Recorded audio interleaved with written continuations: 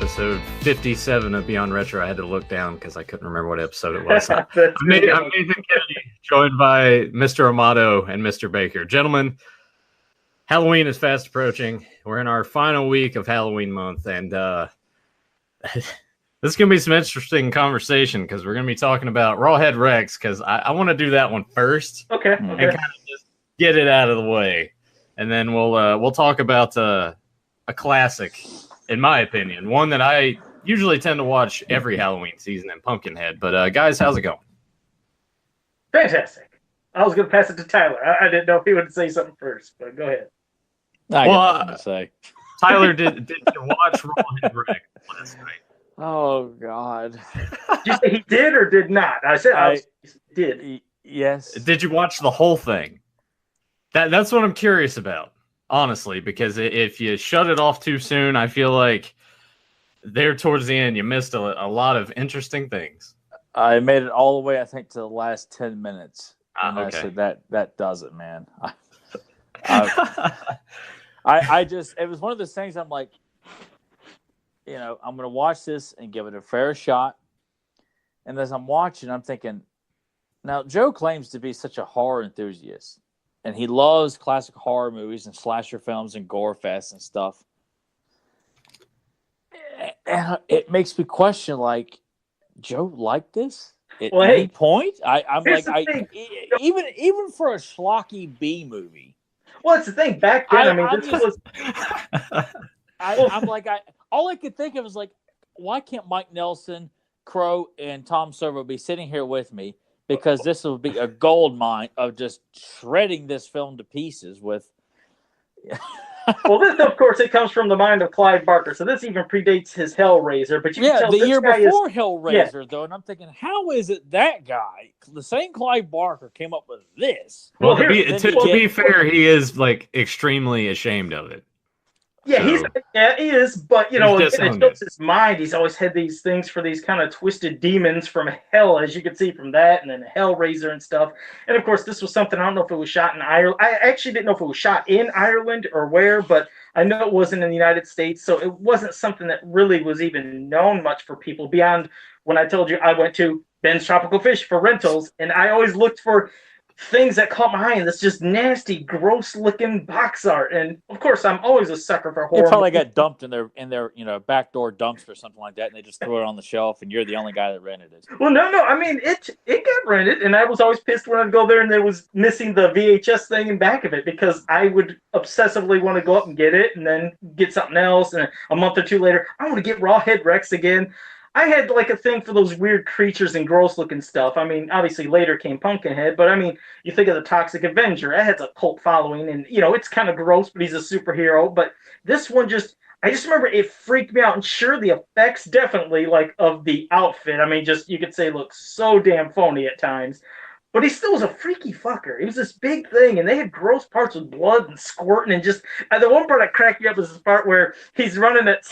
He ran up on somebody when they're all in the trailer. Remember when there was that whole insanity where everybody could see Rawhead Rex? And he ran, and you see the head is like looking up. It looks so fucking stupid, but I liked it. It was cheesy, corny fun, and I think that yes, if anybody was to look at it now, it definitely looks like, God, this is something that aged horribly. Unlike Pumpkinhead, which has aged beautifully. You could still look at Pumpkinhead now and say that is a gross, scary fucking movie, even for today's standards. But Rawhead Rex, no, if you were to look at it now, you're like, God, it looks so shitty, cheesy. I mean, it's almost like, I honestly believe you'd have to have grown up watching it with, like when you were younger, like me, to see it when it was first out to kind of enjoy it. But if you were just to watch it, like how Tyler, you said it's your first time seeing it, and Nathan, I knew when you guys were going to watch it, I was like, oh, they're going to just say, this is so fucking stupid. It looks horrible. And all right, here's the thing. This was indeed my first time watching it. I own it on Blu-ray. I bought it on Blu-ray because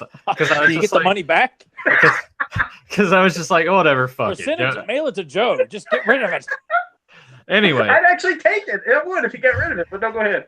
No. There you go. The only thing Joe would take is a copy of Rawhead Rex on Blu-ray that he didn't pay for. Now, that's demonic, people.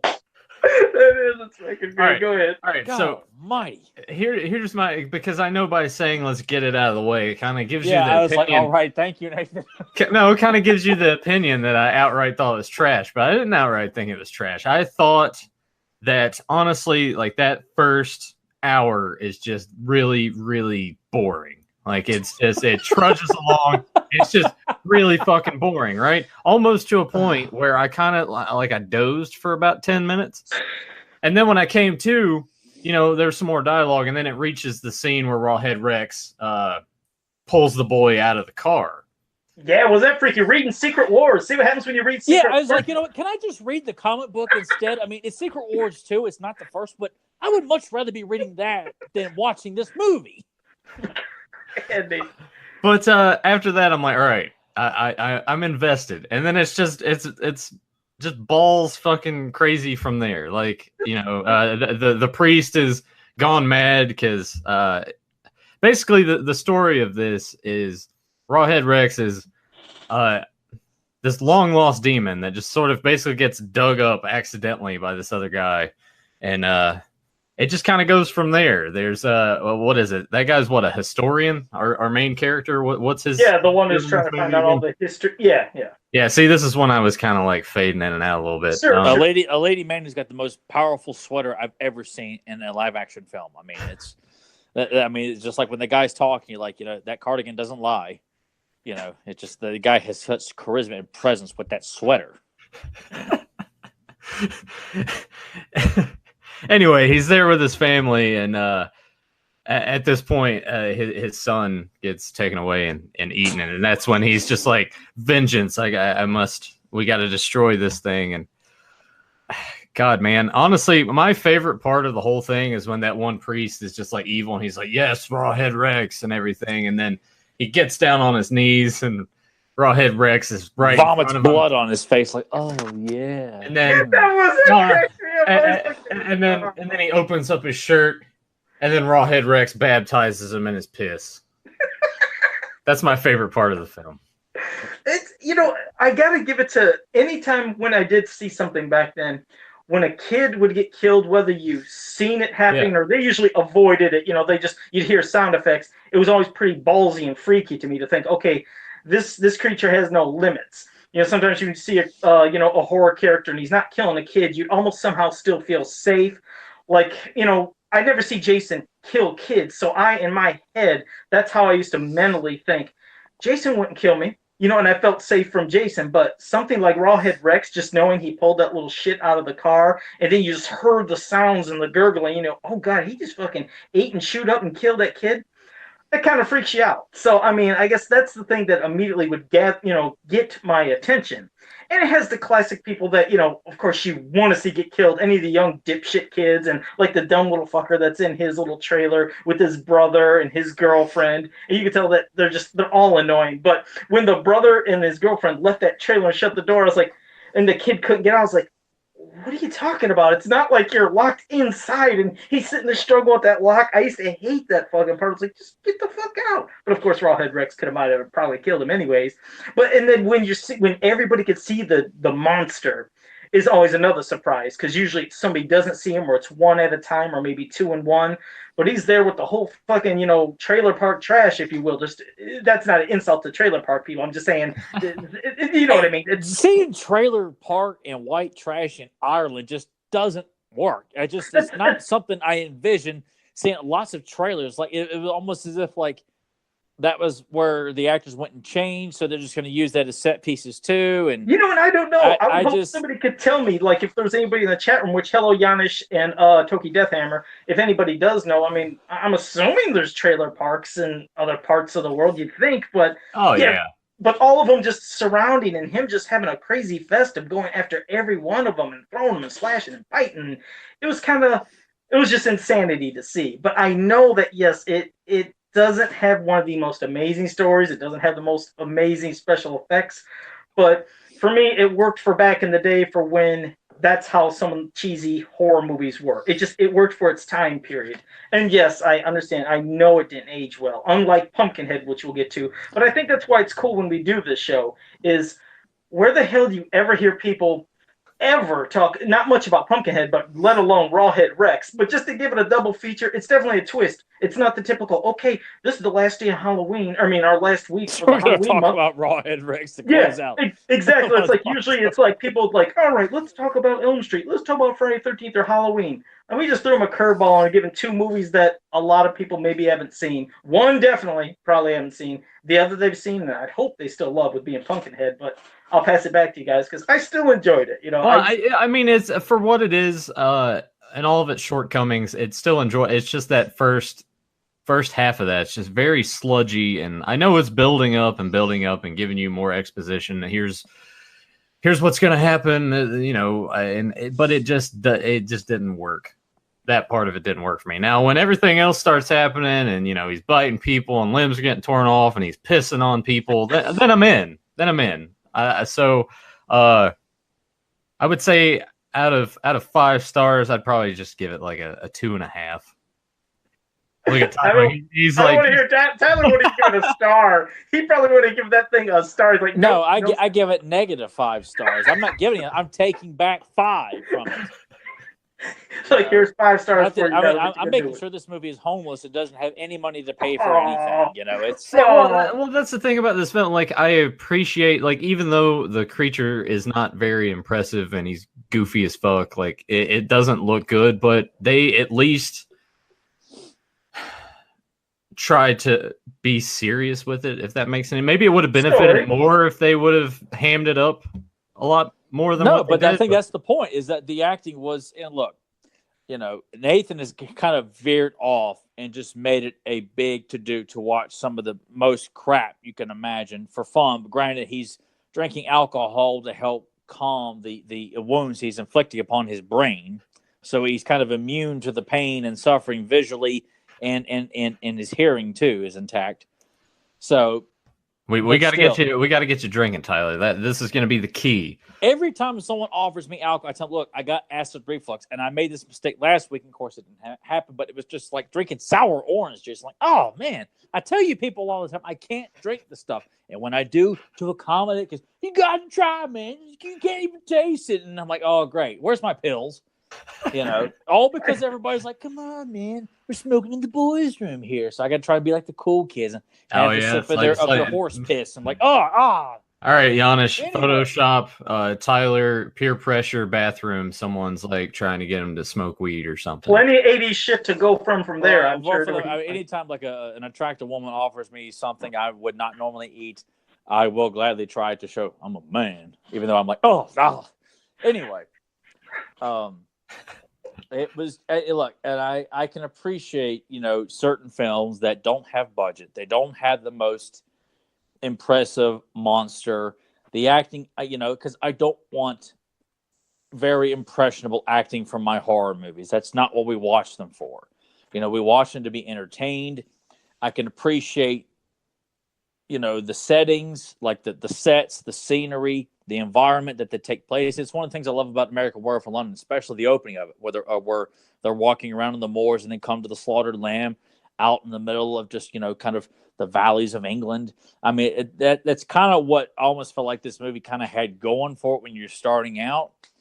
But it just kind of comes off as just an incohesive story of just stuff happening, and you're just going to led to believe that this is some sort of, you know, demonic creature that was, you know, stopped by, you know, religion and stuff. But it just comes off as just, you know, not fun.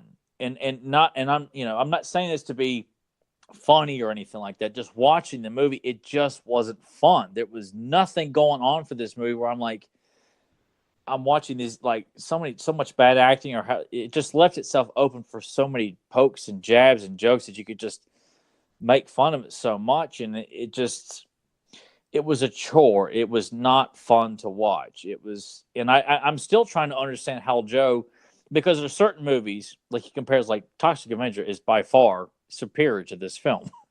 I mean, we're talking to, like, you know, because at least Toxic Avenger was like, I think they were in on the joke, and I'm sure when Clive Barker made this, he's trying to make a low budget horror movie, you know, and I mean, because the first time I ever saw any image of Rawhead Rex, I just thought the image was quite goofy looking. I mean, it looks like a monster that you got at Spencer's Gifts. They just put like one of those really exaggerated large rubber masks. They just put it on a guy where the mouth kind of only moves because you're trying to. It's almost like a hand puppet almost.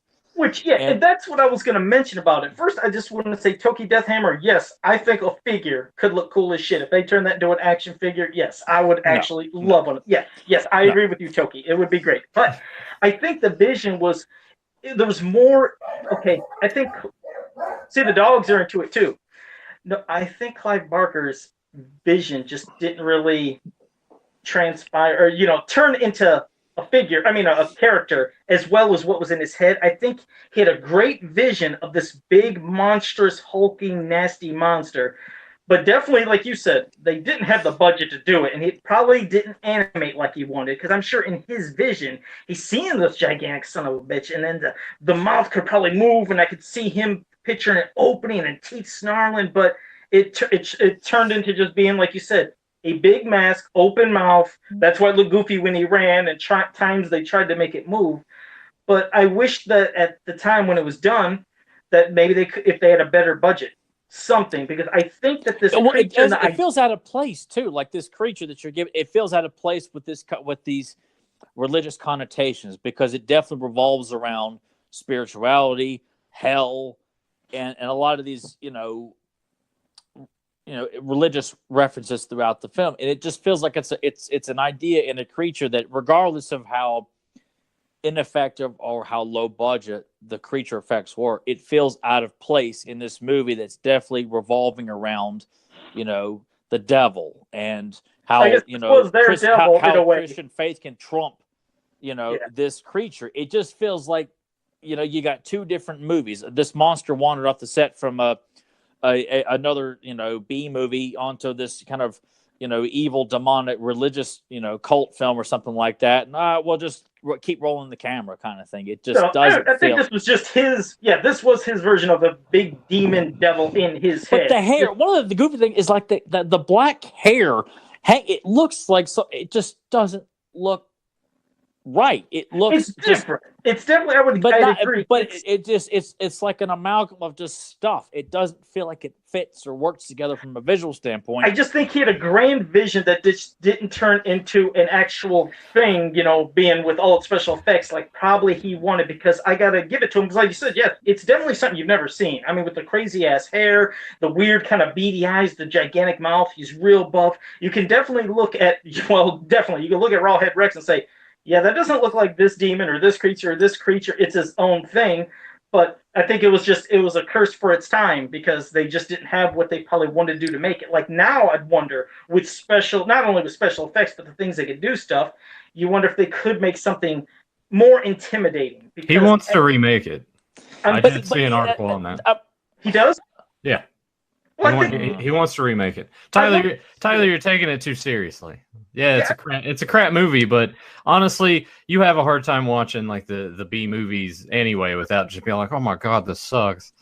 Because I've seen enough in my day. I'm like, you know what? It's just not fun to sit and watch stuff that's just just not entertaining. And as a kid, now, I know this is, of course, is hypothetical, and it's not even really fair to ask, because I'm sure you could probably say, nope, I'd still hate it, but do you think possibly as a kid, and if you would have seen it in 1987, it would have did anything different? Like when you were younger, could you picture young Tyler seeing it? Would he have maybe freaked you out a little bit? Would there have been anything in your head to think, I mean, because there's some horror films. The first one that comes to mind was that's something that Nathan gave me a bootleg copy of, which was Dark Age, about a giant croc terrorizing an Australian community.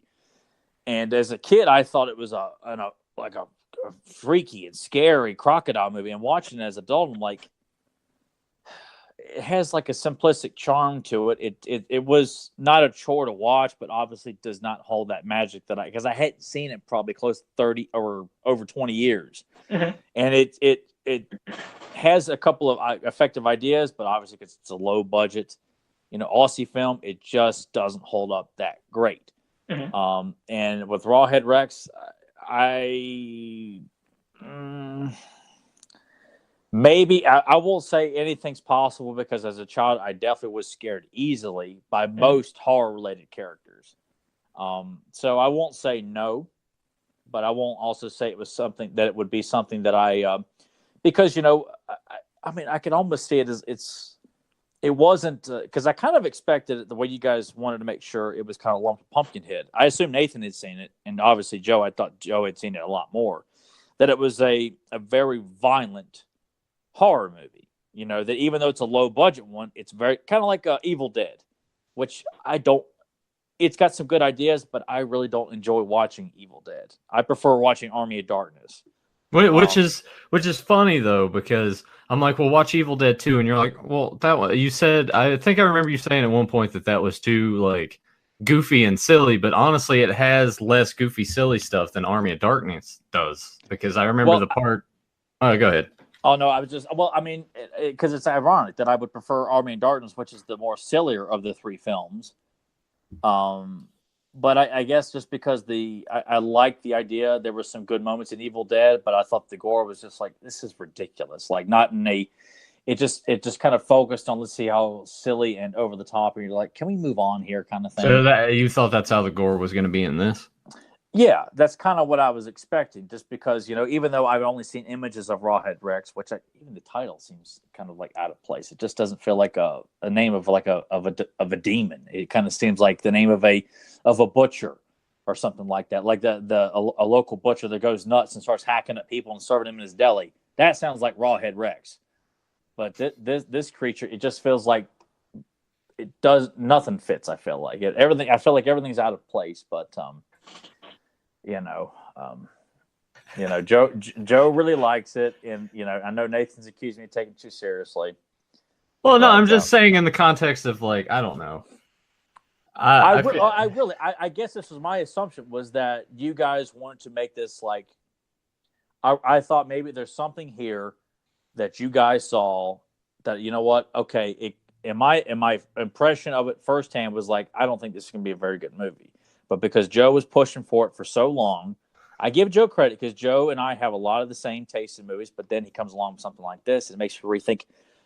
I don't even know Joe anymore, And, I think I just want to lump them together because, again, it's not the typical stuff you're going to hear on a podcast, but also because it was just two nasty creatures. You got this goofy looking, but kind of nasty creature where I could see where he wanted to go, and hopefully a newer vision could be more intimidating. And then you got Pumpkinhead.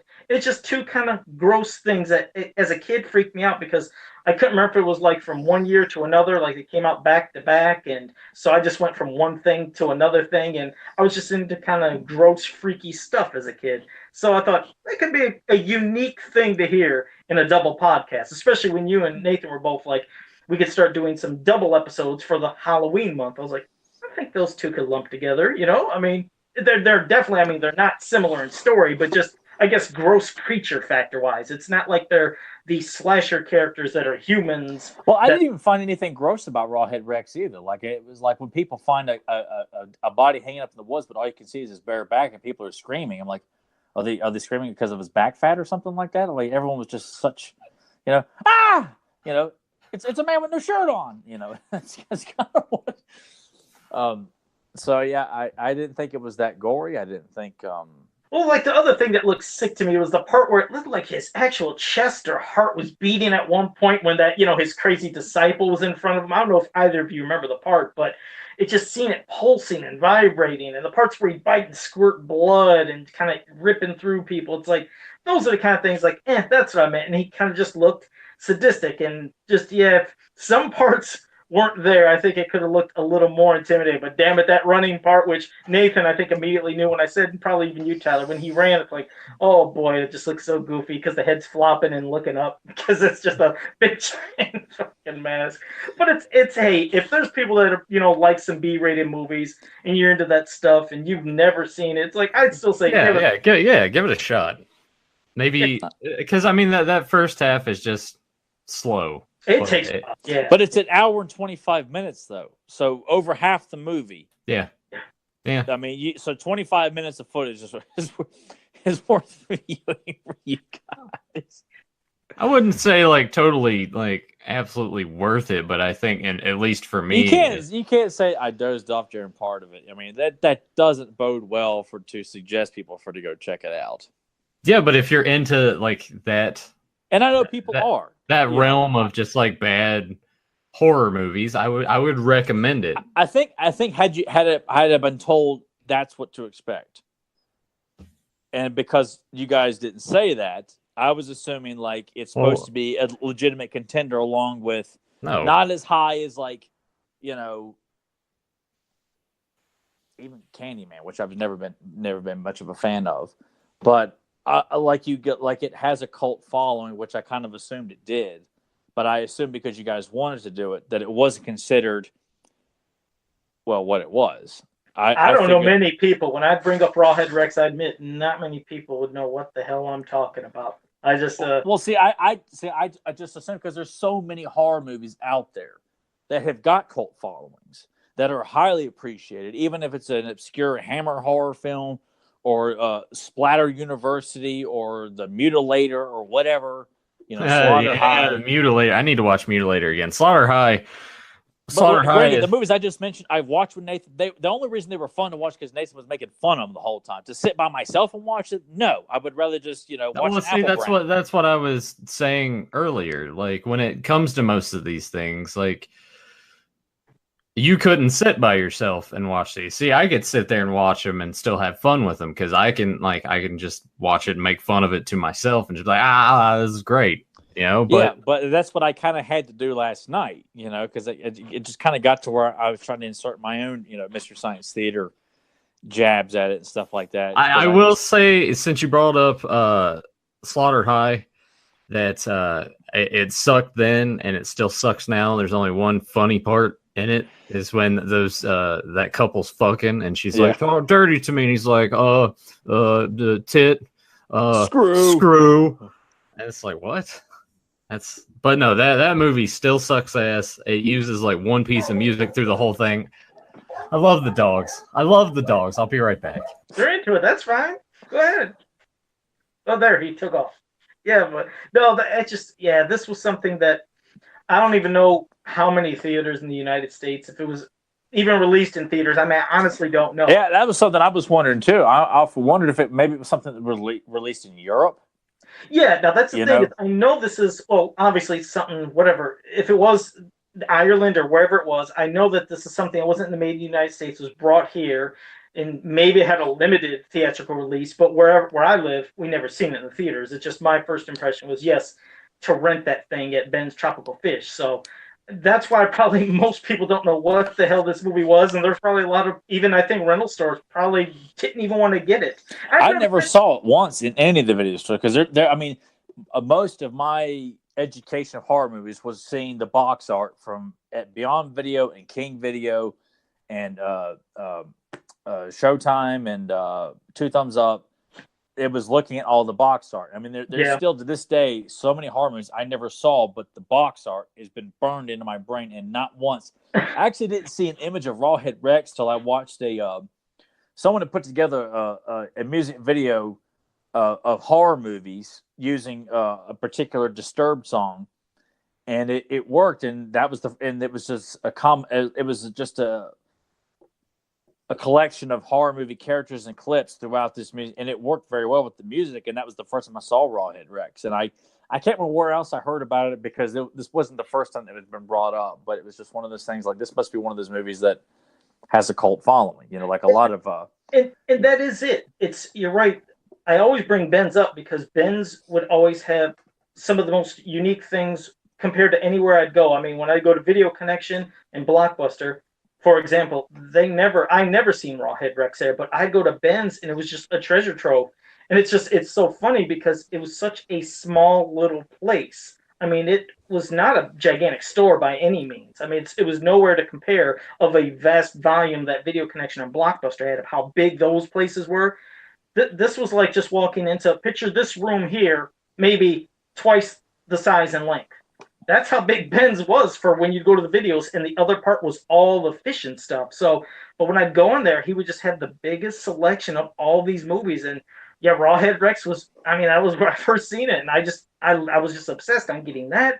I liked getting Deathstalker, and I liked getting Toxic Avengers, any of them. I'd go through this weird little cycle of all of them, beyond whatever else would, be new that would come out. But when there was never really nothing new. It was just go back to some of these tried and true ones that I'd always like renting. But yeah, I never seen Rawhead Rex at Video Connection or Blockbuster. So I'm kind of curious if Rawhead Rex, Tyler, if Pete Creek had that, and we just always went by it every time. I'm kind of curious if that was on the shelf. I don't know. Because we looked at the horror section in that video store an awful lot. I mean, we were sold on a lot of the box art, like Splatter High and Slaughter University and stuff like that. I mean, it's possible, but I would have thought we would have came across. Wait. Did you say Slaughter University? No. It's Splatter University and Slaughter High. Okay. Yeah, you did that, and it got me confused. I was like, did I say that wrong this entire time? I don't know. I just remember they were both hilarious to watch with you. I think I do have that copy. Because one of them, I do remember seeing it Beyond Video a lot. I think it was Slaughter High.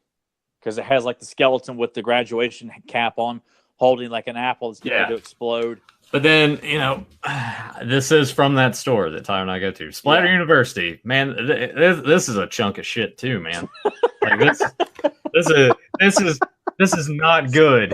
But it's fun. It's fun enough. It's better than Slaughter High for sure. But oh man. Yeah, it was like every weekend we would go and just rent the trashiest of horror movies, and we'd watch them at like 1 o'clock in the morning where Nathan's half asleep. His hair's all puffed out, and he's just like, yeah, it's a piece of shit. And just, and I'm laying on the floor, just laughing hysterically in the floor because he's just tearing it apart. But I'm half asleep at the same time. So you're on that high of like you're sleepy, but everything's funny, man. And that's, I think if we were to ever watch Rawhead Rex, that would have been, the way to do it. Would be watch at 2 o'clock in the morning where I can barely hold my eyes open, and Nathan's just. That's what I should have done. I should have went to Tyler's place last night, brought my sleeping bag, and be like, Tyler, I'm gonna get drunk. You sit here and we'll make fun of this. Yeah, that would have been so much better instead of me just. Man, I still give it a 4 out of 5. I like my damn. I do. I still, damn it, I love it. It's cheesy. It's corny. But there's nothing wrong with that because I like movies that I know both you guys probably are not fans of, or other people are not. So I mean, in that regard, no, I think that's perfectly fine. For me, it was just, I guess I really had in my mind that it was going to be something that there's a reason why Joe really likes this movie, and because I was not told it was a silly schlocky B movie, monster movie. I felt like I was blindsided by what the hell is this? You know what I got to mention real quick about some other movies, some that were good, then it just got bad to me. I love the first Sleepaway Camp. Just love. Oh, yeah, yeah. I like that too, yeah.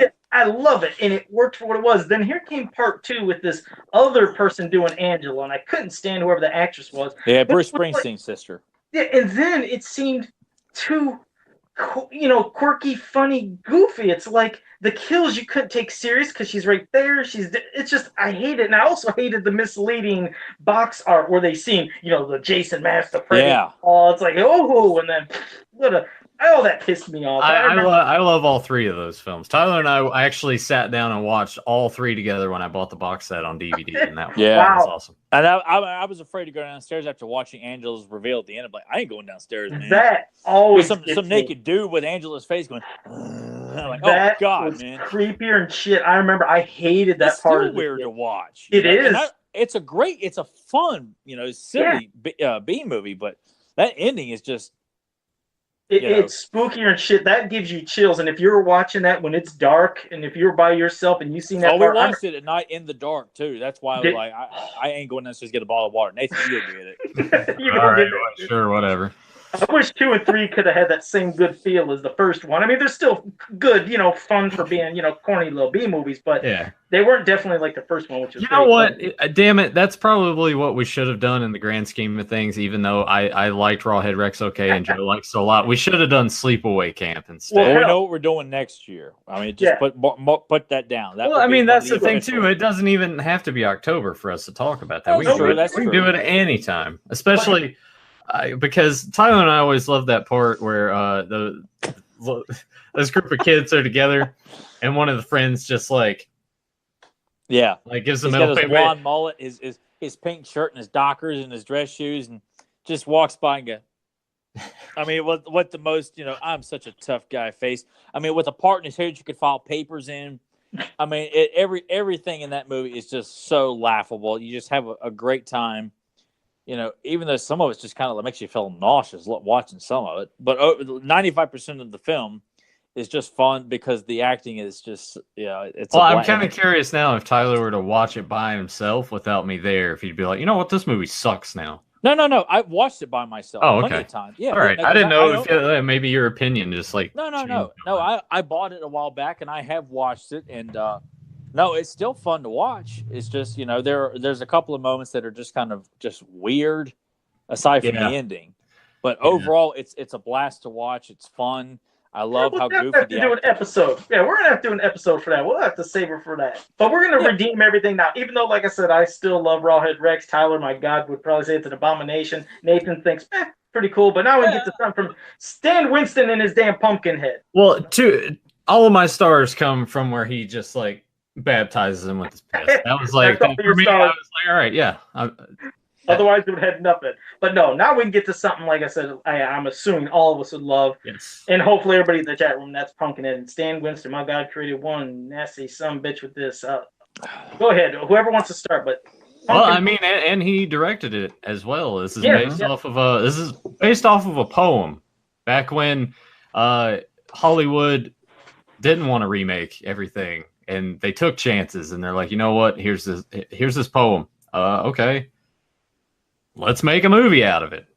And here we go. This is, I probably saw this later than everybody here. I saw it it's either 98 or 99. About 10 years after its release, huh? Yeah. One of the guys that we were all friends with, we were over at his house, and he's like, have you seen Pumpkinhead? I was like, no. He's like, oh, you got to watch it. And popped it in and just immediately fell in love with it. It's just it's a simple story. I mean, obviously, or just what it's based off of, there's not really, too much you can stray away from, but it does a fantastic job of setting up. Here's Lance, here's his son. They have like this good bond, and here come these asshole kids. And it kind of starts off, we kind of get the story of the monster at the beginning anyway, but I don't even know where I'm rambling. Seen it when he was a kid, right? Didn't Ed see that when yes. he was yeah. Oh, Ed Holly. yeah. But shit, man, like I'll ask this question before we even start really digging into the story. If the monster hadn't been as impressive as it was, do you think this entire movie would have fallen apart in your eyes? No. Not at all? Nope. Like even if the monster sucked, do you still think the movie as a whole would have been? Well, that's a tricky thing. I mean, again, it has a great story, but as we know with stories, if it can't be shown in a good light and be acted out properly, it could still look funky. Like, I mean, for an example, if it would have had Rawhead Rex type of effects and that would have been the creature, that could have took you out of the moment of this serious ass cool story. But yeah, the pumpkin, thank God he did look how he did, because he was believable. That looked like a believable, damn fucking nasty creature that really came to life. And you got to give all the praise to the effects studio for Stan Winston Studios and all them to make that and make it look so believable. Which, in contrast, when we talked about when they finally made, what was it, part 3 and 4 years and years later, and they used special effects and computers, and they're all trying to capitalize on the CGI type stuff at times. And when you see Pumpkinhead jump off a barn and land, I was like, oh God, it looks so phony. Yeah. I will take that one from 1988 any day of the week over this crap. Because it looked believable. It looked like a living, breathing, nasty fucking demon. So, God, it still freaks me out. Pumpkinhead, oh God, what a scary looking sucker. Now, was this a film that you caught on home video, or was it something you caught theatrically? This one, unfortunately, I didn't see at the theaters. I'm kind of curious. Did that even have a wide opening? I'll be honest. I don't know. I just know it was one I rented the hell out of, and then they would show it on TV a lot. But yeah, Pumpkinhead was rented quite a bit. I mean, from Ben's. But I don't know if I had a theatrical. But it was it's something different, especially when a movie of say vengeance or revenge. With those, like you said, dipshit kids, they're flying by on the motorcycle and they kill his son. and he wants that revenge and finds out about this witch kind of woman within the woods, and the whole thing with the blood, need the blood of the son, the blood of the father, and him having to dig up this thing that he knows nothing of, and then in essence brings Pumpkinhead to life. It's like a demon of vengeance that'll kill, it's taking vengeance to kill all the people that basically would, until it gets to the main person. But the connection it had with the father then was different. Like, every time there was a kill, you seen the father having that feeling. It's like, oh, they have like this kind of bond, and you realize, the only way to stop, which is a good little. I liked it, and I liked it because then it's like, okay, the only way you're going to stop Pumpkinhead is, well, if you kill the host, the one who started all, you kill him, and then Pumpkinhead dies. Because it's like, I didn't even know what clearly would have been done. Like, if Pumpkinhead would have went through his entire killing spree, would he have just stopped? Would he have disappeared, went back to nothing? I mean, I wouldn't even have known in that movie what would have happened for the first one. Well, I feel like the way it's kind of laid out, and the way that she even kind of says you'll pay like the ultimate price, more or less, I kind of feel like that's implied, that sooner, like, that's how it's always gone, that once that connection's been established, it's usually that person just like, all right, they kill themselves, more or less. Or either that, or I imagine maybe like Pumpkinhead would just like kill them, and then they both just kind of die. Didn't Pumpkinhead start, like, the characteristics of the face started changing? Yes, there at the end, it started to look more like him. And real quick before we get into it, because we were kind of wondering, it was given a limited release theatrically, January '89. So yeah, that pretty much explains. It only made 4.3 million. So. Oh, it was. Oh, okay, that's different. I didn't know that it was released. It didn't tell me like how many theaters it opened to, but it did get some form of release. So. Okay. Well, go ahead, Tyler. Some of your thoughts on Pumpkinhead. I didn't see it till probably not too far before Nathan did. Just because it was something that I would see at nighttime video, and the box art I thought was quite creepy, but I didn't know anything about it. Which box art did you get? The one where he's in the it's like the painting of Pumpkinhead, kind of like standing this. up. Yeah. Okay. Yeah, and I just didn't know what it was, other than it was a horror movie. It looked pretty creepy to me. And then my mom and Papa had a copy of it at their house, and they live in the woods, and my mom still lives in the house to this day. And we were, me, my dad, and my brother were staying the night there, and they had it, and we decided to watch it. And it's a small house out in the woods. So all you are is surrounded by woods. And it's, like I said, I go up there right now. It's a small house, still surrounded by woods all over. Almost like you could go up there and film a horror movie up there right now. And I thought I was having fun with it. And then we get to the haggis part. And that's what scared the hell out of me when I was more scared of Haggis the witch than anything else in the movie, because I mean, she's creepy and very effective. Very. And as an adult, I relish just how good the set was for her, the exterior of her house up there in like a mountain swamp. And then you go inside the house, it's all lit with orange from the fire, but just how the scene was shot. It's just like you're walking into the house of hell, because it's all fire. I mean, from the colors and everything, the color scheme, like you're going to make a deal with the devil. And it was knowing that the woman that was playing that was wearing makeup, but she has a very raspy voice. And you watching like the Shout Factory documentary, it's kind of starting to look how Haggis looked at that time, because she's aged a lot. But she did such a fantastic job with her demeanor. And clearly is someone that you do not want to mess with, that she's left all alone. And the build up to all that. And I mean, what makes it much more, and you find yourself really invested in it already, because it's a short movie. It's not a long movie by any means, but the scenes you're given with Lance and his boy, you really buy into his character and the kind of relationship they have with the short amount of the screen time that they're given together before his little boy is killed. And so you sympathize with him, but you also realize you don't want to see him go down this path already, because obviously it's not going to lead to good things. And the kids themselves, like you got one prick who played, there's the same guy who played Todd Gack on an episode of Seinfeld. Not that you guys would care about that. Yeah, Seinfeld sucks. But you feel sorry for the rest of them, because they didn't do anything wrong, and they're trying to deal with the situation that's, oh God, what do we do? And they all felt bad for what they saw.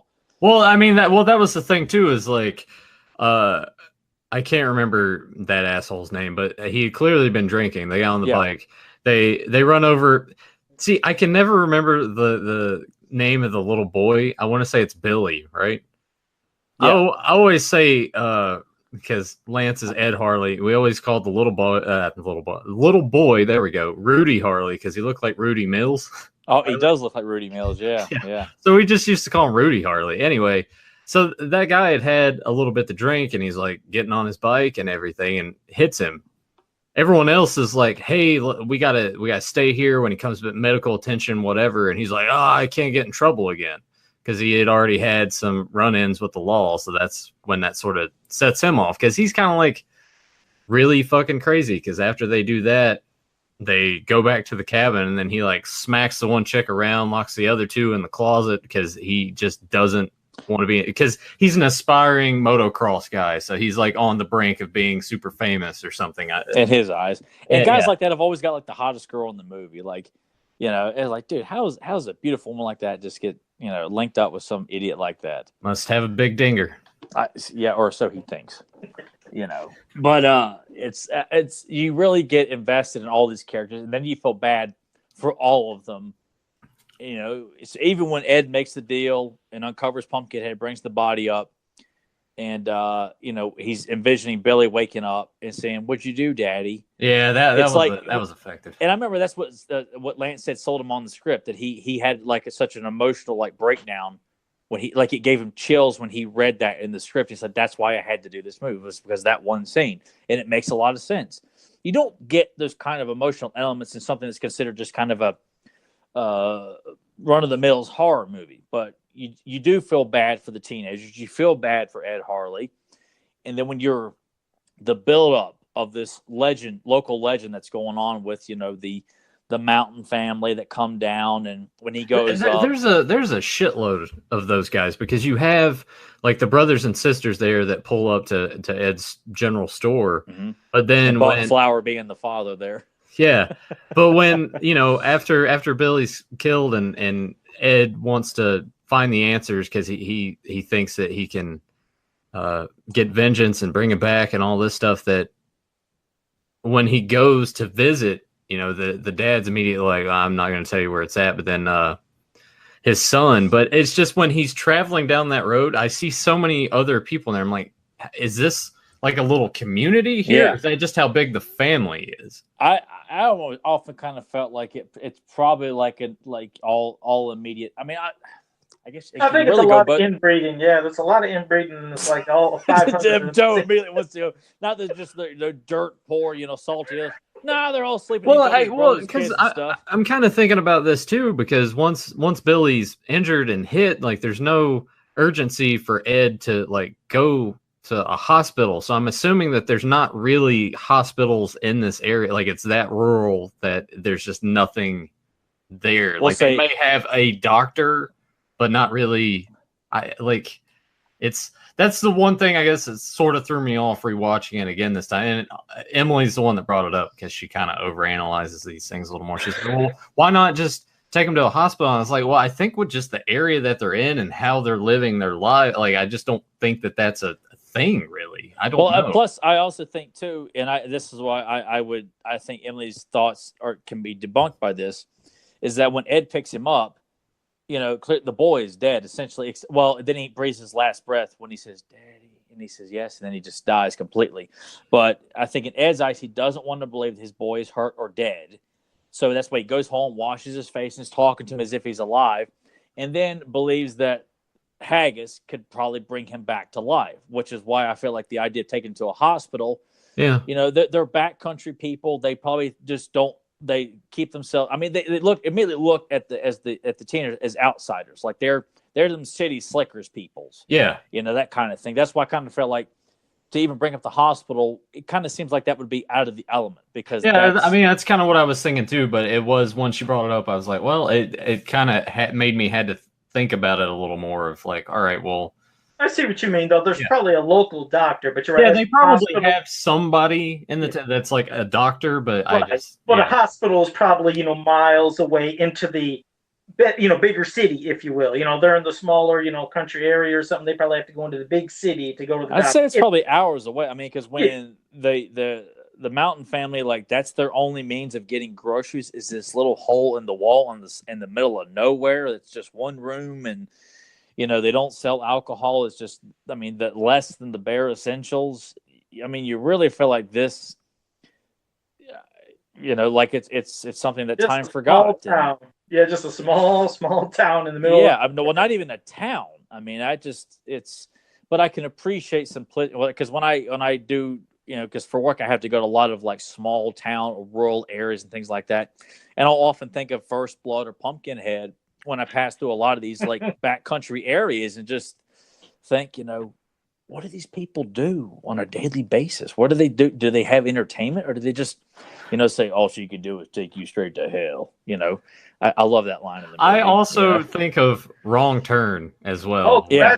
Oh, Jesus. Yeah. Because we honestly around here have a lot of those kinds of roads that I have just gone down purposely because I'm like, maybe someone will throw some spikes across the road and I'll have an adventure. It'll be great. It'll be a fun time. Yeah, that first Wrong Turn, that was pretty weird. And then here came the subsequent sequels that just got worse. Oh, they just went either. They just went more downhill. Bam! They made a wrong turn literally when they made the rest of those movies. First one was great though. But I just wanted to say I did still want Joel to die. I mean, no matter what, even though he felt remorse and finally wanted to see the error of his ways, I still wanted the guy to get killed. So yeah, that's me being vindictive.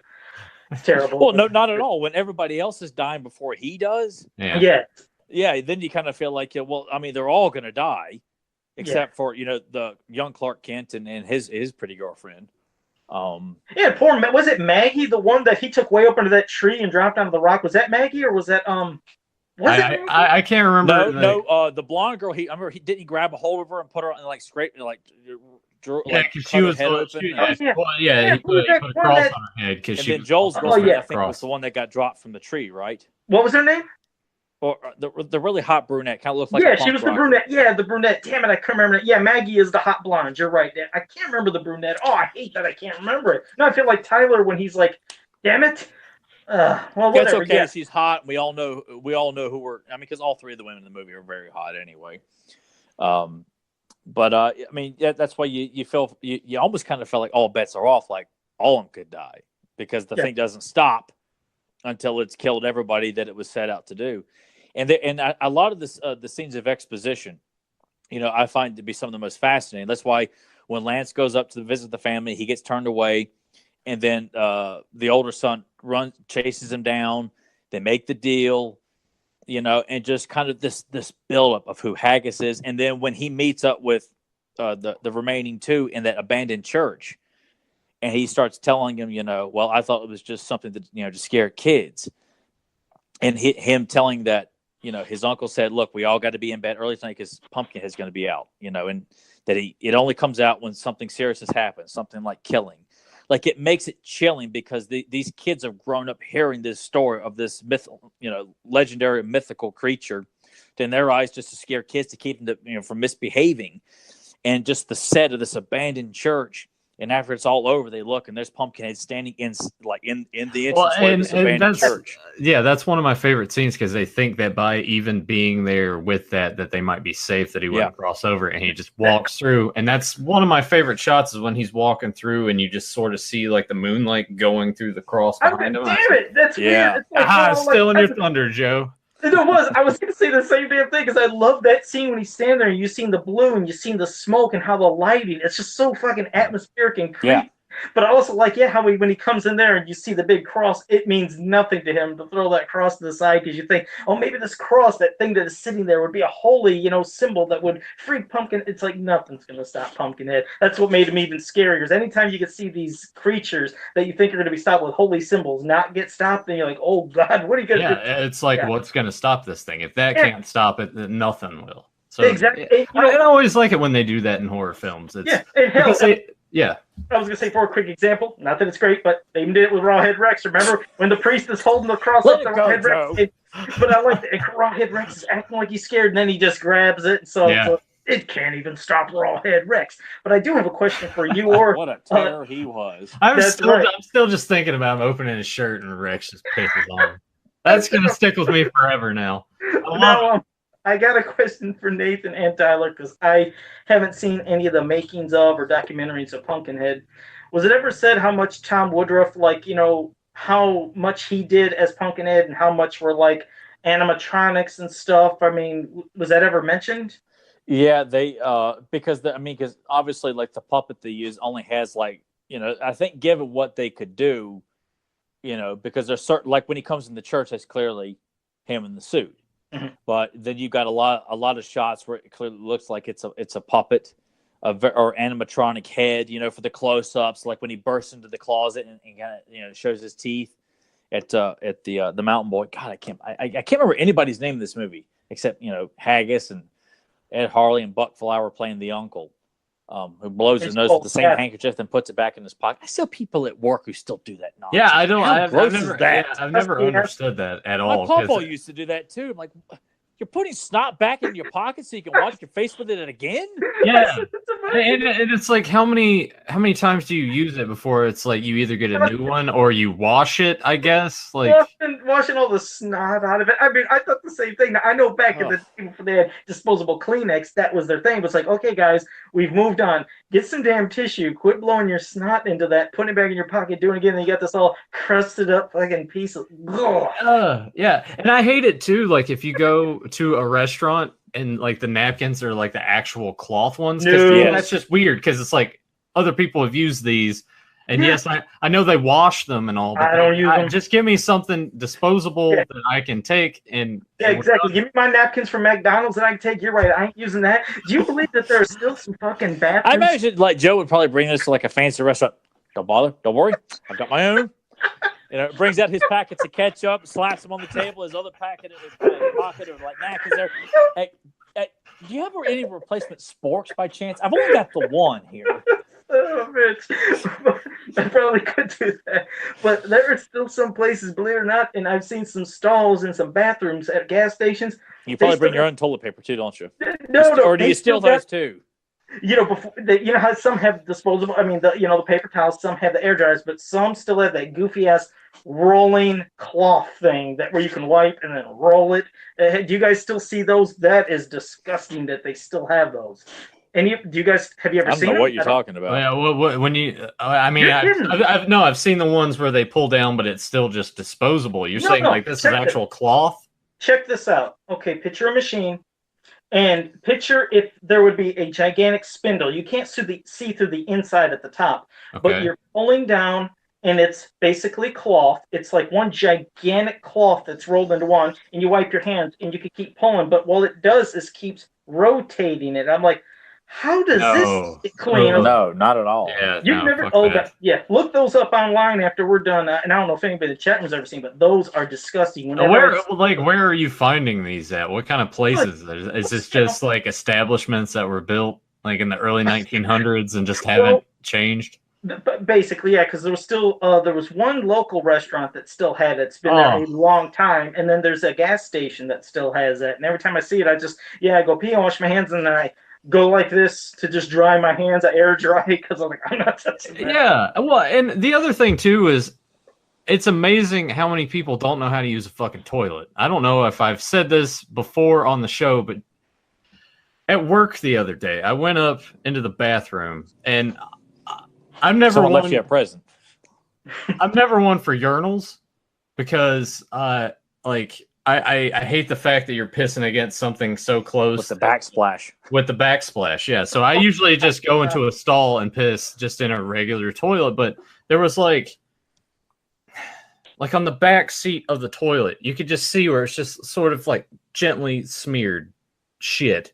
And I'm like, how does it happen? Does the person just like lift and back up and they're just like, oh yeah, that's better. And then when they shit, it just like goes like that across their ass in the seat. Like, oh, that's gross. Are they? And you know what? It may be a situation too where there might be people that are just too big, and that happens. But people are savages, man. And I've seen them like go in there, take a piss, and don't wash their hands. And to me, that is I hate that. I hate that. wash your fucking hands, please, because you're going to be touching shit that everyone else is going to be touching, and I don't want to touch things that your dick hands have been on. Yeah, it's gross. Like, thanks for sharing your ball sweat with the rest of us there. It's gross. People don't think ahead. You're right. People are disgusting to walk into a bathroom, shit, piss, whatever, and then leave and not wash their hands. I hate seeing that because then what do? They walk right out and then they go to the grocery store and grab the carts. That's why those sanitary napkins you can grab or whatever to wipe down the grocery carts. I not only wipe the handles, I wipe the inside part where it's the part where they sit their nasty little kids in their shitty diapers there. They sometimes are even sitting in the cart area with their bare feet looking funky. I'm like, I wipe the fucking every bottom. I was like, I ain't putting my groceries in somebody's shit and piss and then taking it home. People are fucking dirty. They are some pretty fucking. People are fucking dirty. Side rant. There you go. There's our side rant. Well, Janish was like, no pre-ranting this time. I was like, well, there'll be some I can't talk today. Some middle. We have stayed on topic the entire time. I'm shocked. Yeah, I wouldn't have noticed it if you hadn't pointed it out. Yeah, that's probably the only side rant we had was there, and a quick little one about. I'm sure we'll have some more. Yeah, but Janish said, "What is washing hands?" Savages, man. Savages. But yeah, what a damn good ass movie, The Pumpkinhead. Mm-hmm. I mean, this is one you'd have. I couldn't imagine anybody hating Pumpkinhead. I can't picture it. I'm sure there's somebody out there. There's got to be.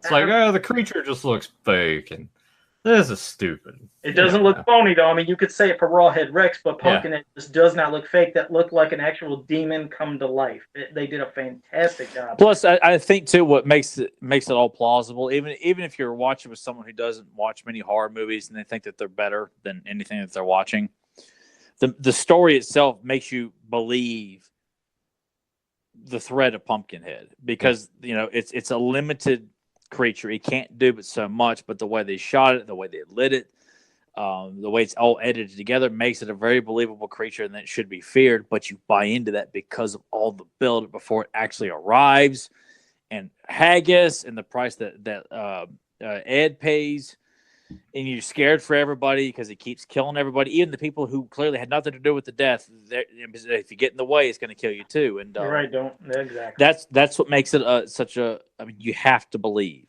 and that's what makes it good horror. I mean, you have to believe it's a threat. That's why we ranted and raved and just beaten the hell out of the remakes, like Nightmare on Elm Street and so on and so forth, because you have to believe it's a threat that you're seeing on the screen, not something that's not taken seriously or made fun of. Everyone just knows kung fu all of a sudden starts beating the hell out of the villain. Like, why is this threatening? Why is this scary or whatever?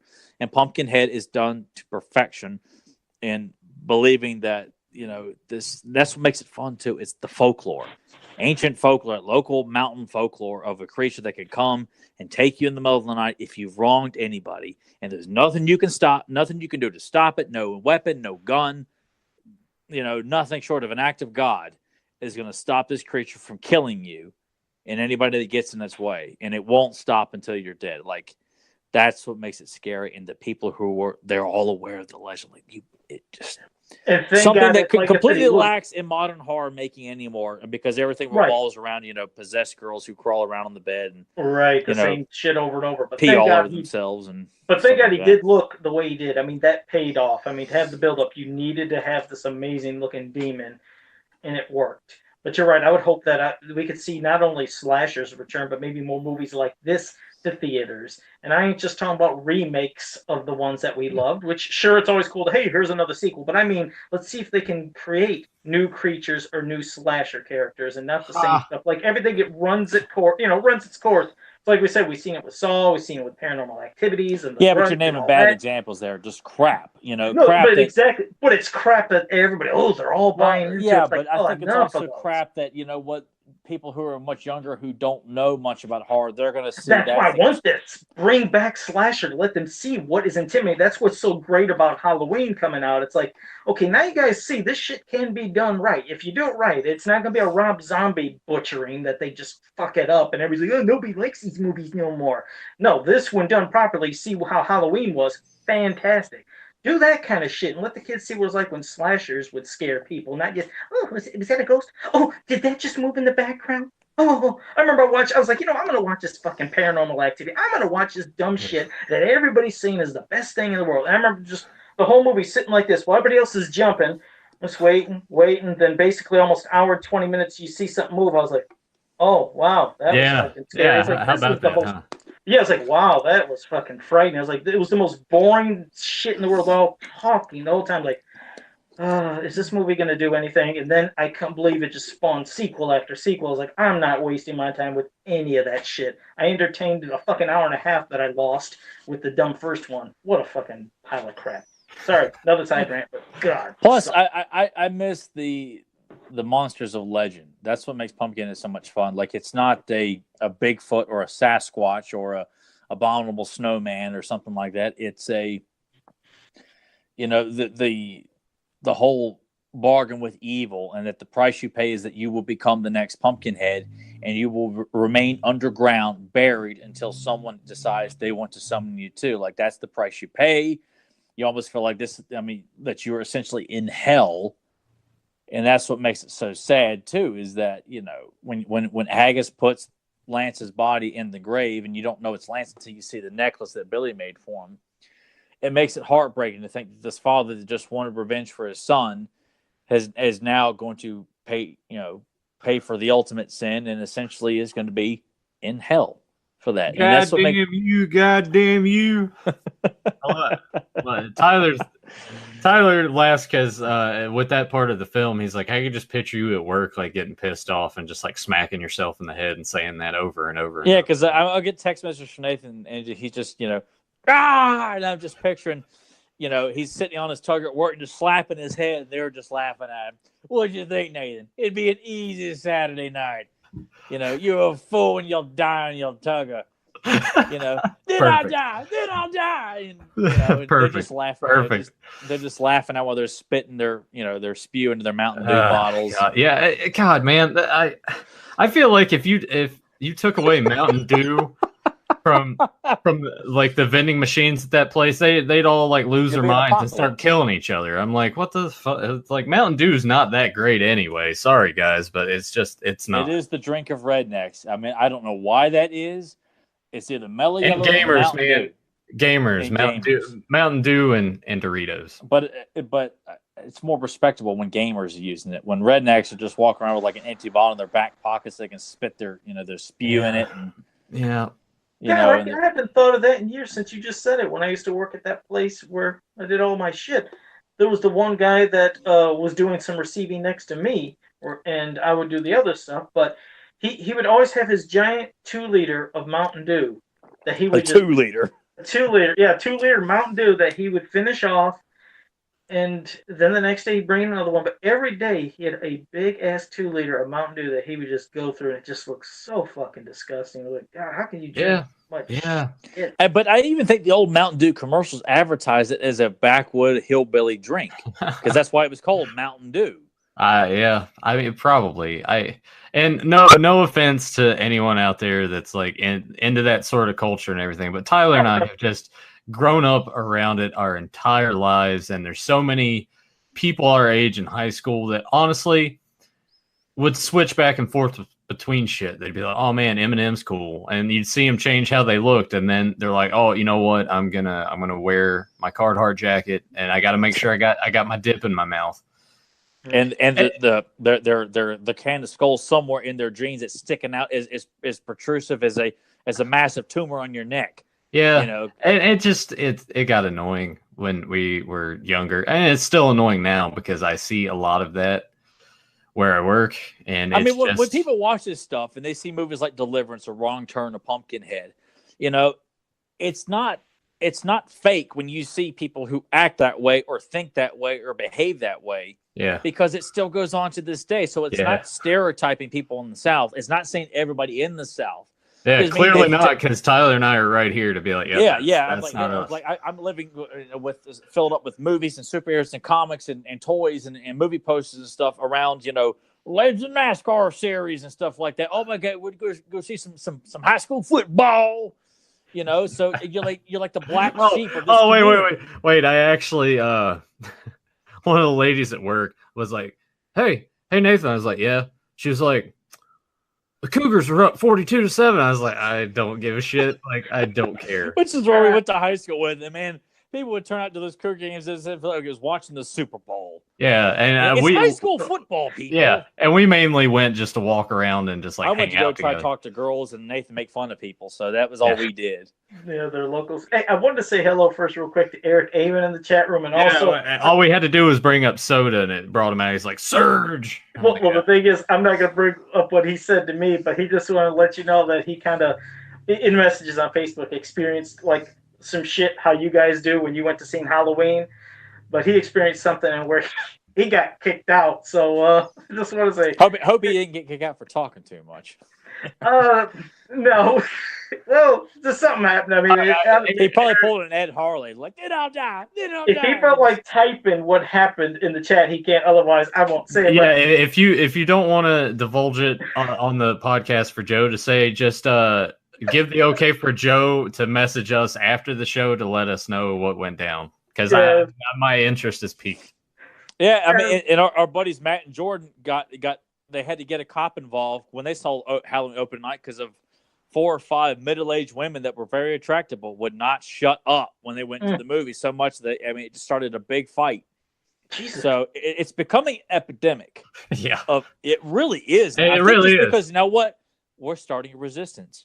We will not tolerate this anymore. So people have gotten away with it for so long. Now they're like, well, I never. I mean, the nerve of that guy to tell me to be quiet while he paid for this movie here. I'm back here talking about my latest bowel movement and how I'm really bleeding down here, and he's interrupting my conversation because of that stuff that we're watching. That stuff that's going on in front of us. Yeah, it doesn't matter. I'm bleeding down here. I don't know if you guys. I don't even know if this happens for regular movies, but remember I told you I used to win a lot of pre-screening tickets to movies in advance. Oh, yes. We all know about when you win Saul, you got mail and you got a T-shirt from it. Yeah. No, not that. But leading up to this is when you're in line, and you know me, I don't have a cell phone, don't carry a cell phone, and I never did back then. But before you went to the theater... Do you still have like a phone with like the dial on there? A rotary phone? Yeah, what Joe has. Right on. Or do you have to like hold it up and like crank it up? Actually, you know what? Joe and I talked about this on our bullshit thing before last week's episode. He does have one of those in his house, and it's actually kind of smart because when the power goes out, that is the one phone that will work in your house. So so I have that as a backup. But when we'd be in line at the theaters, and since this is 3 or 4 days before the actual movie's release date, they would always say, okay, if anybody has cell phones, put them out in this bag right here, and you get them after the movie, because they didn't want anybody going in there using a recording device to record the movie or to do anything to illegally get stuff days in advance, and people would put it in there. I just wonder what people would think of that nowadays if they actually said, okay, you can't go into the theater with your phones. If you have it, put it in a bag, and you get after I think that'd be great if they say, we can't let you in the theater if you have a cell phone on you. Yeah. Like, that's it. That is something along with your ticket, we need your ticket. And if you have a cell phone, you need to go back to your car and put your cell phone away, because we're not allowing people to bring stuff. Because what do you need it in there for? Exactly. Shouldn't be on the phone or doing anything anyways. It's only that's also like, that's going to stop one thing, but that's still not going to stop him from being an asshole and talking too loud. Well, that's when we have to act on our own. Well, that's the thing too. Like, there used to be ushers that would come through there frequently or would just be there the entire time years ago. Like, what the fuck? Like, bring that back. Yeah, they'd actually have a light. They'd say, hey, keep it down. But you never want. They do their walk so they can go take their smoke breaker. Because most of them now are just kids between the ages probably like 17 and 23. So they're just like, they're there. It's like, all right, this sucks. I could be like getting a blowjob right now, but I'm working today. Yeah, a little paycheck for them. Yeah, so they don't give a shit. They need to put people in there that actually fucking care about people actually going and having a good experience and not having to worry about, well, is this asshole going to talk? Is he going to kind of ruin the film? I'm going to tell him shut the fuck up. That's why, unfortunately, when I go to the movies now, I go to the first early showing of the day, because most people are at work or at school. And we thought we'd be smart in doing that too. Unfortunately, me and Nathan. Yeah, we thought, and even though it was on a Saturday at like 12:30, we thought we'd be all right, but no. Well, that's the other thing. Yeah, I even avoid weekends, and especially when it's 12:30, because I know everybody's out and hot, ready to fucking go. I go on Friday, and I went Friday at 10:30 when I went to see Halloween, and luckily got away with not having any issues. So, wait a second. Yeah, okay, I'm reading it now. Okay, because I'll read it. He's posted it, so I'll read it, and this is what he said. He says, I cheered when the opening theme started. I cheered when Michael Myers had his first kill, and people didn't like that. I think one of them has seen me emptying my flask into my Coke. He says, in the lobby before the show. And trust me, I don't think he's done. That's all he's typed, but there was more. I think he calls somebody, he said, all right, motherfucker. He called somebody something. I swear that's what Eric Gaiman said. And they're like, okay, 3 people. Well, see, when I'm thinking of him saying he cheered during the opening theme and cheered when there was a kill, like, to me, there's a difference in, like, kind of having that fan appreciation and sort of, like, cheering for it, and then sitting to my right or my left and kind of dissecting what just happened and talking loudly to your friend. If you're just like, yeah, I don't see anything wrong with that at all. To me, that's someone that's there, that wants to be there. And who doesn't do that a lot? Yes. Sometimes in movies, you are clapping when there's a good part, but he wasn't sitting there talking the whole time. He just did that, but 3 people had an issue with him, and then he got kicked out. But I think he said that he was able to still get tickets, like, to go to another showing at another time. So he at least didn't just say, okay, you're fucking out of here, get nothing in return. But yeah, he's cheering at a party like to throw that. But yeah, he cussed somebody out. He called somebody a motherfucker, and it's like, well, I mean, whatever. I mean, I've seen when we went and saw Expendables and shit was going down. Tyler was like, yeah, and he almost like exploded out of the seat because, oh yeah. Yeah, Nathan had to embellish, but oh man, I'm so embarrassed sitting next to this guy when he cheered when Arnold showed up on the screen for the first time in years. Yeah, but he's sitting there kind of like at the end of an Ultimate Warrior promo. He's like, Wait, real quick, is it just me or is Tyler getting darker? I can't really see him. Is he getting dark? It's probably just because it's not bright outside. It's probably just because it's cloudy outside. It's probably. Oh, okay. Just want to make sure. I can turn the light on. All right. I know. Yeah, I just want to make sure. It's like, damn it. I know. I want to make sure. I was like, is something fucking going out on this computer? There we go. And guy said, "Let there be light." Yeah, and as you see, Eric Gaiman did say that. Yeah, the manager gave him some free tickets, so we got tickets to go see it again. And my nephew, he'll be in town this week, and he was like, Uncle Joe, he said, I've seen Halloween, I love it, and I know you've seen it, and he said you liked it. He's like, we got to go see that again. Let's go this Tuesday. I was like, all right, so I'm gonna go back and see Halloween this Tuesday again. Hell yeah. I'm just I'll wait until it comes out on Blu-ray, and that's when I'll give it a rewatch, because I just the movie theater experience, like, I hate having to tell people to shut up. Like, it sucks. I don't want to go there and do that, but you have to. And it was sad that, like, not only did Tyler have to do that, but I had to do it on either side of us. It's like, come on. Like, and it takes you out of it. That's what I hate, is when an incident like that happens, you're out of the moment and the experience. Like, it does. It just sucks you out. I'm just like, I'm too busy concentrating on listening to every little thing that you're doing now. Yeah. Yeah, and you're pissed about what you might have missed. You're pissed at these people. They're going to talk again, and it kind of just sucks out the experience. Well, because of them, I missed the part where the little boy gets out of the truck to look for his dad when all the inmates are out in the road. Yeah, I missed that part, because so I texted Tyler, and I was like, what happened to that kid? Because I didn't remember. I may have been looking at the screen, but I was too busy, like, fuming and getting ready to say something to those guys that I just, like, forgot what even happened. Oh, shit. All right. Well, what do you think? Well, I think we about wrapped this episode up. I don't know if you have any closing thoughts, but it was fun ranting on 2 movies you don't hear much about. One you definitely don't, and the one you kind of don't, but you should be in Pumpkinhead. But still love my Rawhead Rex, damn it. I'll recommend Rawhead Rex, but definitely recommend Pumpkinhead to you guys. If you've not watched that, please check it out. I'm sure we've spoiled it for you, but that doesn't take away from all the cool visuals that you will be privy to. Shit, man. Yeah, Pumpkinhead is, like I said before, a film that I think I've kind of gotten in the habit of watching every September, October, because it to me, that's also a movie that I look at and I'm just like, autumn, Halloween time. Yeah. That's I mean, you can watch it whenever, and I've done that before. I'm just saying that it's one of those films to me. It's just like, the eerie pumpkin patch and how, like, weird it is. It just all of it. All of it is fantastic. Sci-fi or AMC. I'm surprised they hadn't done a marathon of Pumpkinhead, because they've done. Well, no, they got to make sure that they play Walking Dead for a full straight week like they always. Oh, they did, but they at least, thank goodness, they gave all the Friday the 13th and Halloweens. We got to see all those. They haven't did Elm Street yet though either, and I thought they usually do Elm Street. I think Sci-Fi does Elm Street. I think do they? Because they tend to play Nightmare on Elm Street more than all the other. And that's why I thought maybe Sci-Fi would do possibly Pumpkinhead, because I think they were the station that debuted the horrible part 3 and 4. I thought, remember, it was on Sci-Fi before you could even rent it, and then 2 weeks later it was for rent. I was like, how is that possible? Sometimes Sci-Fi will show movies before it's even available to rent the thing. So I was like, yeah, I don't need to rent Pumpkinhead now because I've seen these abominations on Sci-Fi. I was like, oh, there goes part 3 and 4. Pumpkinhead 2 is okay. I don't mind it that much. It doesn't. I mean, it's not. Obviously, it's never going to touch the original, but to me, that's like 1 and 2. Yeah. But the others just, it just wasn't my thing. Yeah. Especially, like you said, when you start using the computer and you have to CG it and you don't want to put the effort into it like they did, and actually think about how will we construct this scene with the animatronics, our puppet work, whatever. You know, we have to film it from here. It's like, no, throw it on the computer. It'll look like shit. Oh, do it. But out of a 5-star system for Pumpkinhead, I do give it a 5. Hands down, 5. Yeah, it's a Halloween staple for me. So yes, 6 stars out of 5. It broke the scale.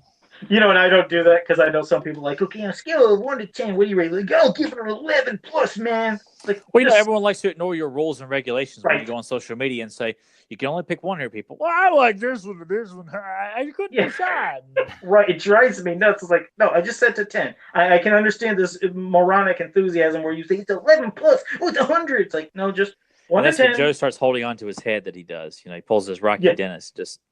Yeah. Oh, and hey, Tyler, you're gonna like this. Eric Amon says he's never seen Rawhead Rex, but he's gonna watch it now. So. You're gonna love it, Eric. You're gonna love it. Oh yeah, it'll just make you all nice and hard watching it, man. It'll be high noon right now. Eric Amon, if all I had was a clock in my pants, it'd be high noon right now. Like, well, you need to keep that time to yourself, Reverend. But yeah, I like some Rawhead Rex, Eric. I like it. Nathan, wouldn't you rather just kind of play with a box of foam peanuts for an hour and 25 minutes or something? Stop it. Wrap us up, Nathan. I was going to say this. I like the fact, too. I think we should do this going forward with any of the movies that we discuss at the end. Pick a really, really, really, really bad one and then a really, really, really, really good one. No, I was going to say let's start using the star rating, because I think it'll be interesting, because even if it's a movie that we all three are just like, yes, we all like it, but we might like give it a different rating overall. I think that would be a good way to kind of judge it for everyone else, and they can start to form more of our take. All right, well, let me throw this out since Once Bitten and Monster Squad. What do you guys give that? Once 5. I love them both. I give them both 5 stars. I love them. All right. Before I give mine, Tyler, let's hear your star rating. Yeah, I'd give them both. They're both blasts to watch. I give them 5 out of 5. Okay. See, this is where this is interesting. Once Bitten for me, I would probably give 3.5 or 4. Mm-hmm. And Monster Squad, I would say 4.5 or 5. Are we gonna use? Let's do it this way. Do you guys want to do 0.5s with that? Because I feel like that kind of does sort of separate a little bit instead of just being like 1, 2, 3, 4, 5 star or whatever. Yeah, because they do actually have 3.5 star ratings. Well, 3 sounds more prominent. 3, 4, and 5. 2 sounds like and of course 1 is a dud. But I think having that 0.5, because I give Rawhead Rex a 2.5. Sure. Yeah, that's the same way I gave the new Halloween movie, man. That's imbalanced, man. Yeah. Well, you can do the halves. I mean, but you know what? Michael Myers didn't piss on a priest, so. But you were just as upset about the part that bothered me too. Everybody was. Like I talked to Jordan about that too. Nobody can say they like that scene of the professor. Yeah, that twist just kind of. I've seen that too. Even when Red Letter Media did their half in the bag of it, pretty much what we said on this podcast, they basically said the same thing. I was like, "That's cool." And just to let you know, my newspaper, the local newspaper, it's been here for years. They've always done a 5-star system as well, and they do actually do 3.5 or 4.5. So yeah, we can keep halves. But we won't do what Eric said. What about a 4.785? 2.5. No, won't do that. We ain't gonna do that. That's the thing I used to hate. I don't know if it was oh God, was it Ultra Game Players? There was one magazine that was just it was like 98%, 94, 92. Yeah. I was like, oh God, this isn't fucking great. Well, and they show you they did it too because it broke it down in each little category. It's like, graphics get a 9, sound gets a 7. We're gonna add all these together and average it out. And I'm like, man, fuck that. Like, yeah, those ones drove me nuts. Trying to sound like they're a lot more pretentious than they really should be. Yeah, it's basically, yeah. Well, why don't you wrap us up, Nathan? Tell everybody what to do so we can get people subscribing here, liking and sharing, ringing that bell and all that shit. You go ahead and tell them. You're already going into it and telling them that. But if you guys are new to the channel, hit subscribe, ring the bell so you get notified when we go live or a new video is posted. Check the links down below, BeyondRetroPodcast.com. It'll take you to Pop Culture Network's page for Beyond Retro. Check out the Podbean links. And if you want to find us on I cannot talk today. iTunes. If you want to find the proper one, that's the proper iTunes. That's what I do. So Nathan with his dainty teacup there. Yeah. Just in his time. If you want to find us on iTunes, keyword Pop Culture Network. There you'll find Beyond Retro Capes and Commentaries, which is the show that Tyler and I do every Saturday, most of the time, that we discuss all the 80s and 90s cartoons. We do a commentary for each episode that we choose. And some side rants ensue. And Bands of Power, the dedicated He-Man and the Master Universe podcast, hosted by Joe Amato and Tyler Baker. Tonight at 9 p.m. Eastern Time, right here on YouTube. Yep. Hey, did I mention I've had this shirt for 15 years? I didn't realize. I love this damn shirt. But yeah, I've had this since 2003. Well, can you kind of set? I can only see. I mean, obviously it's Jason, but like. Yeah, it's based off of Part 7. You remember that? Yeah, that's badass. Where'd you get that at? I got it at Hot Topic. It was 15 years ago. Back when it was actually good, right? Yeah, back when Hot Topic, fucking was nice. So yeah, I had that long. So there you go. All right. I don't know what we're gonna do next week. I've already messaged these guys a couple days ago, and they looked at it and they were just like, okay. So I guess we'll leave next week a mystery unless anyone wants to throw anything out right now. Yeah, we'll do a mystery. What the hell? Okay, we'll leave it up to everybody. Well. Hope you all enjoyed, and we will see you guys next time. Tyler he looks exhausted and almost borderline depressed now because we talked about Rawhead Rex for Nah, I think it's probably just my look or something. Nah, it's not the case. I'm just kind of, he's reflecting. I'm just kind of in what's the lax mode, I guess. I'm just kind of he's chill. Free. He's chill. Yeah. There you go. Call him ice. And I also think I'm starting to think Eric Amon. I think Eric Amon might be a troublemaker. He said he was once banned from Hot Topic, so damn it, he might be a troublemaker. Damn, he's getting thrown out of theaters and all sorts of shit. Eric, man, what are you doing, man? Oh God. See you guys next week. See you guys.